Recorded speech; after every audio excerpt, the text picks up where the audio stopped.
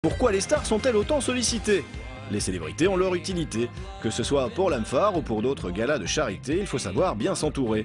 L'organisateur de soirée Alexandre Bodard-Pinto l'a très vite compris. Le Bruxellois a choisi le présentateur Nikos Aliagas comme parrain de son association Wheeling Around the World pour faire rayonner ses événements. Organiser des galas, faire venir des personnalités, des stars, ça permettrait de médiatiser pas mal l'association et par la suite de pouvoir la développer davantage. L'association, j'ai la chance qu'elle soit parrainée par Nikos Aliagas, ce qui m'aide beaucoup forcément. Ça, c'est un petit peu la chance que j'ai, c'est que j'ai pas mal de contacts au niveau personnalité et au niveau partenaire, de par le fait que j'ai bossé dans ce secteur-là durant pas mal d'années. Et donc, ce qui est sympa, c'est que je peux compter sur eux pour l'association. Et Nikos est vraiment un parrain en or, j'ai envie de dire, parce qu'il s'implique beaucoup. Donc félicitations, c'est toi qu'on doit applaudir.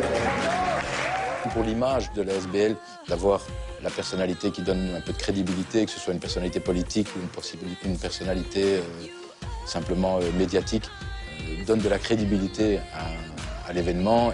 Alors qu'aux États-Unis, le charity business est totalement dans les mœurs, en Belgique, c'est une autre affaire. Et ici, malgré tout, alors que j'ai des contacts qui ont vraiment la possibilité de se payer ça sans aucun souci, et ben parce qu'on est à Bruxelles ou parce que voilà, c'est pas rentré dans les mœurs encore, les gens viennent me dire fais-moi un prix, fais-moi rentrer, fais ci, fais ça. Face au prix découvert pour les galas de charité, qui peuvent atteindre une somme de 2 800 €, certaines associations reviennent sur le principe même du charity business. Face for Children in Need en est l'exemple. Ils ont lancé le 7 mai dernier l'opération Dîne avec une star, mettant aux enchères 40 rencontres d'exception.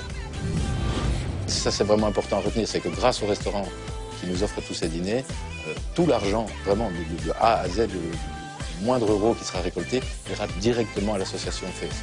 Tout comme Face, l'Amphare reverse la totalité des bénéfices du dîner et de la vente aux enchères à l'association. 100% de cet argent que nous collectons ira directement à la recherche contre le sida. Alors quels sont les ingrédients pour réussir une telle soirée?